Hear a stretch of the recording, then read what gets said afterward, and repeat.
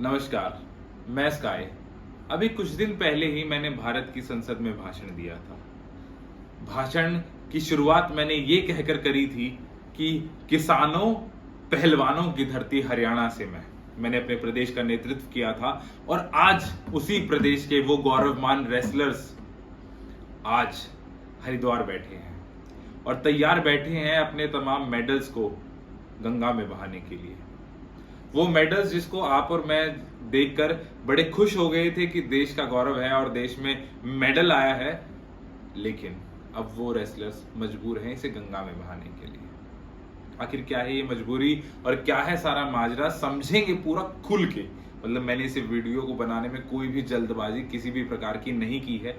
सब चीजों को बिल्कुल एक्सप्लेन करके हम समझेंगे कि कैसे कैसे कब कब क्या हुआ और आखिर ऐसी क्या नौबत आ पड़ी कि मेडल्स को गंगा में बहाने की बात की जा रही है। देखिए, मेडल्स सिर्फ मेडल नहीं थे।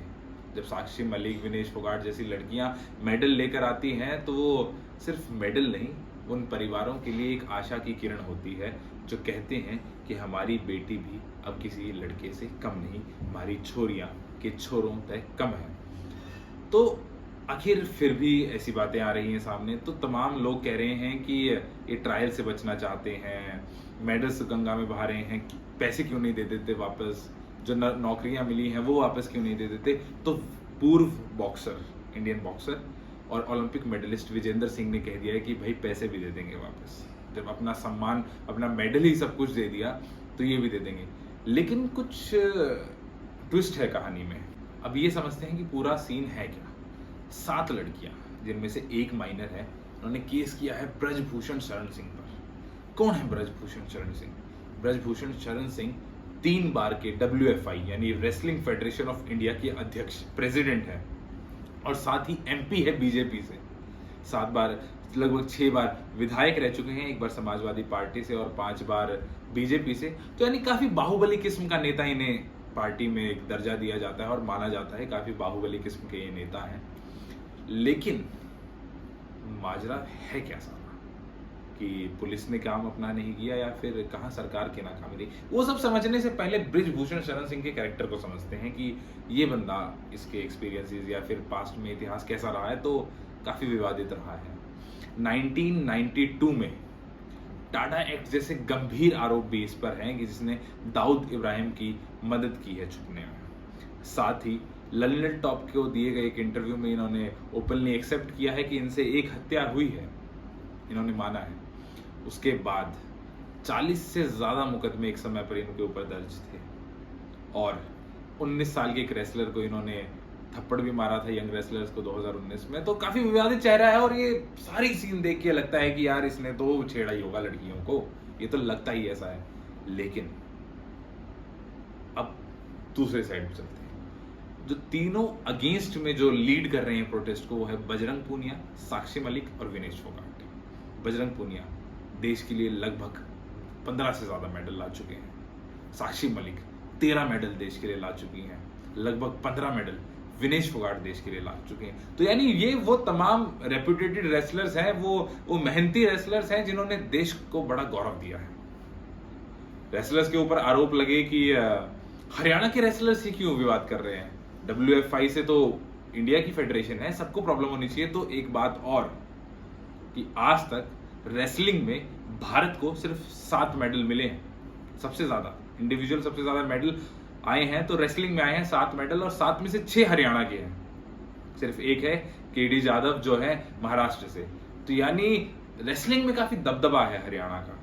तो ये कोई बहुत ही लेम बात होगी अगर कहें कि सिर्फ हरियाणा के रेसलर्स की, क्योंकि अगर केस एक के खिलाफ भी हुआ है तो बहुत बड़ी बात है। लेकिन सरकार ने क्या फैसला लिया है अभी तक, क्या क्या क्या किस तरीके की जांच हुई है, इन सब पे नजर डालना बहुत जरूरी है कि कितनी सुनवाई हुई है रेसलर्स की। अब सवाल ये है कि सरकार ने क्या किया। पहलवानों ने जो तमाम आरोप WFI के प्रेसिडेंट ब्रिजभूषण शरण सिंह पर लगाए, उसके बाद सरकार ने क्या किया। ये तमाम पहलवान जनवरी 2023 में धरने पर बैठ गए थे, जब इतने रेपुटेटेड पहलवान और इतने गंभीर एलिगेशन सेक्सुअल हरासमेंट जैसे हैं। तो स्पोर्ट्स मिनिस्टर अनुराग ठाकुर ने इन सबको बुलाया, सबसे के साथ बैठी और सबसे बात की और एक निष्पक्ष जांच का आश्वासन दिया। निष्पक्ष जांच का आश्वासन देने के बाद एक ओवरसाइट कमेटी बनाई गई, जो कमेटी सारी जांच करेगी। और इस कमेटी को किसने लीड किया? This committee was led by Mary com.